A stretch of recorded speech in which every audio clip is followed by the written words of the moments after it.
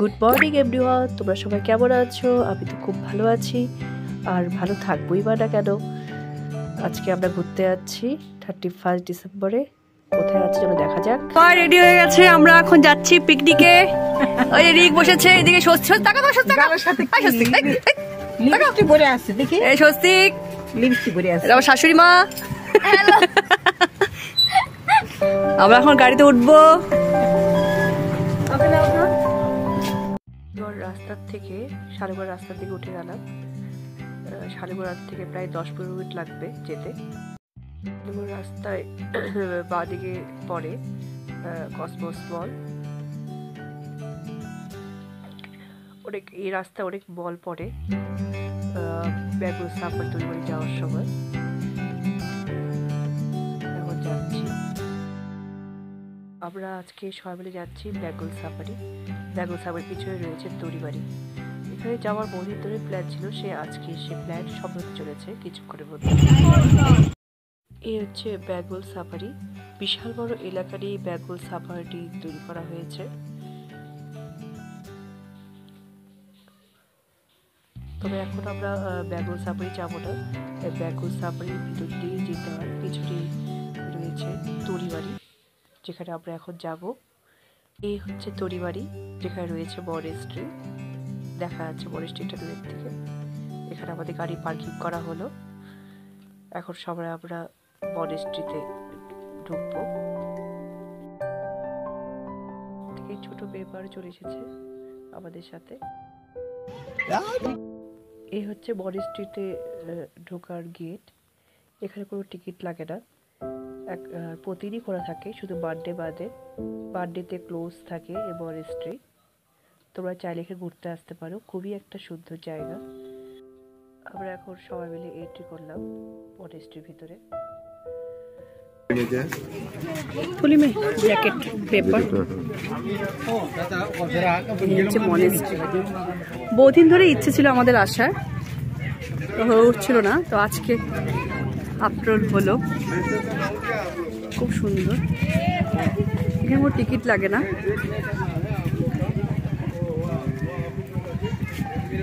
ছোট ছোট অনেক বাচ্চা।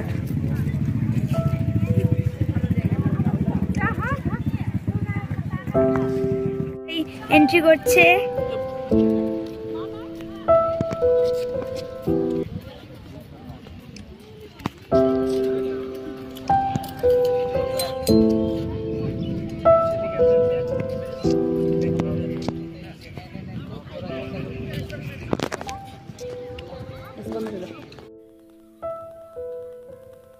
এরপর আমরা এই যে এগুলো যে ঘোরাচ্ছি এগুলোকে বড়িচক্র বলে, লাভারা। এটার কিছু সিস্টেম আছে, এটা ডান দিক থেকে বাঁ দিকে ঘোরাতে হয়। তাই সবাই মিলে আমরা ঘোরালাম, সম্পূর্ণ মন্দিরটি প্রদক্ষিণ করলাম ঘোরাতে ঘোরাতে। খুব ভালোই লাগছিল ঘোরাতে। ওদের মতে একটা ঘোরালেই নাকি সমস্ত মন্ত্রের জব হয়ে যায়।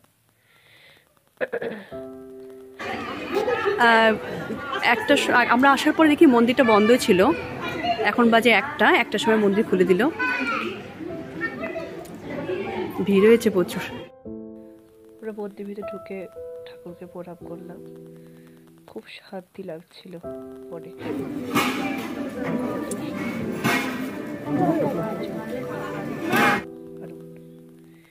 ফুলের বাগানও ছিল চারদিক দিয়ে, কত ফুল ফুটে আছে। এখানে হচ্ছে এন্ট্রি 9টা থেকে 5টা অবধি খোলা থাকে এখানে, আর সোমবারে বন্ধ থাকে, মানডে ক্লোজ থাকে। তোমরা যদি আসো এই মানডে মানে সোমবারে তোমরা আসবে না, মানডে দিনটা বাদ দিয়ে আসবে। এখন আমরা চলে যাচ্ছি পিকনিক স্পটে, যেখানে পিকনিক করে সবাই। এখানে তো ভিতরে পিকনিক স্পট মানে এখানে তো ভিতরে কেউ খাওয়া দাওয়া এন্ট্রি নেই, বাইরে থেকে খাওয়ার সময় খেতে পারবে না।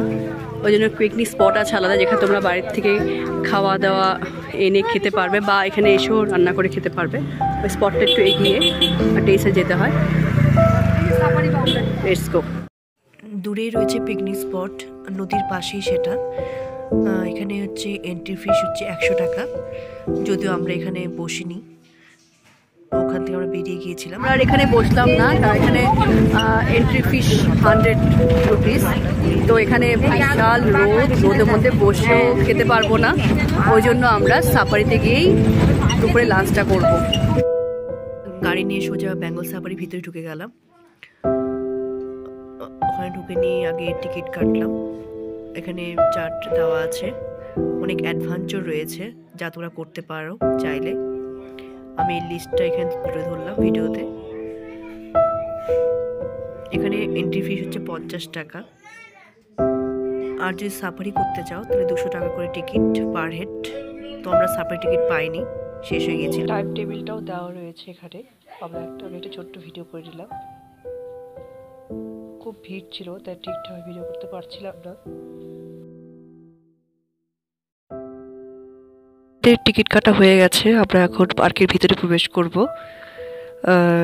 প্রচণ্ড লাইন ছিল, ওরিজের পিছনে দাঁড়িয়েছিলাম। পার্কটা খুব সুন্দর, খুব সাজানো গোছানো।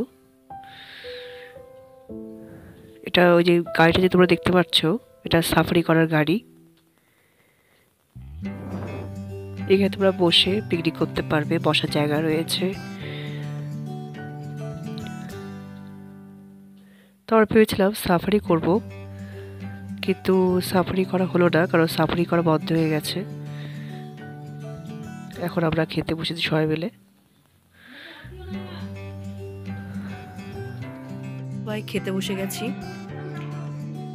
ছিল ভাত, ডাল, চিপস, চিকেন, তারপর মাছ, চাটনি।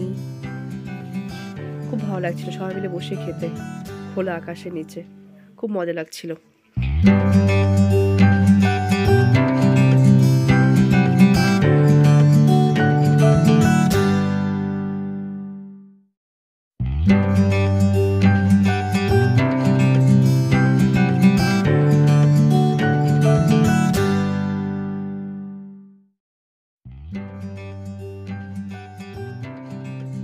বাচ্চাদের বড়দের এন্টারটেনমেন্ট করা একটা খুব সুন্দর একটা জায়গা, যেটা সরকার থেকে বানিয়ে দেওয়া হয়েছে।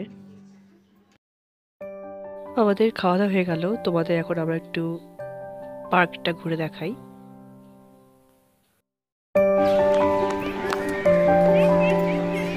পাখির গান, এদিকে বাচ্চাদের কলরব, সবকিছু মিলিয়ে যেটা পরিবেশটা একটা সুন্দর হয়ে উঠেছিল। এখানে এত সুন্দর ব্যবস্থা করা হয়েছে যে তোমরা সারাদিন ঘুরেও শেষ করতে পারবে না। এত বড় একটা জায়গা। যদি তোমরা এখানে প্রতি ঘুরতে আসো তো তোমরা সকাল সকাল চলে আসবে ঘোরার জন্য। আর সকাল সকাল আসলে তোমরা সাফারিও করতে পারবে, কেন আমাদের বেলা হয়ে গেছে দেখে আমরা সাফারিটা করতে পারলাম না, টাইমের মধ্যে আসতে পারিনি। টাইম পার হয়ে গেছে, সাফারিও বন্ধ হয়ে গেছে। এখানে শর্ট জিপ লাইন করা যায়, যার রেট হচ্ছে 150 টাকা।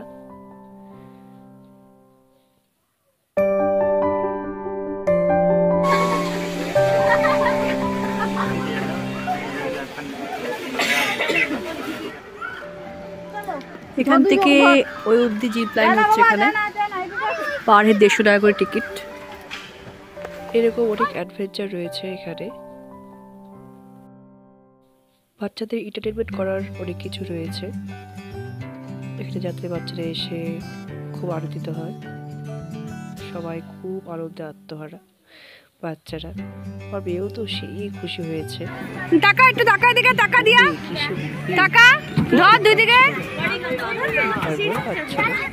চল ছাড় ছাড় চল। চেষ্টা করছিল। ভালো লাগছে। ধর ধর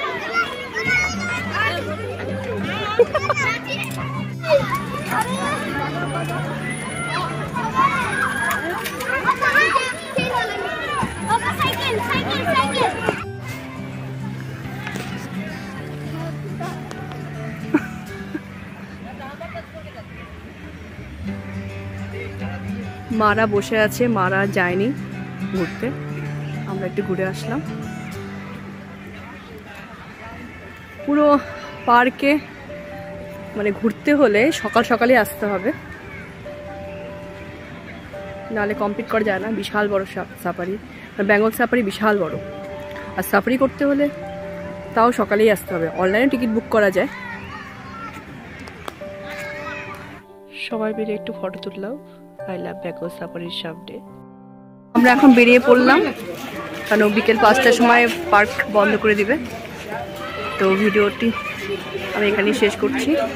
ভিডিওটি ভালো লাগলে অবশ্যই লাইক, শেয়ার, কমেন্ট করে দিও।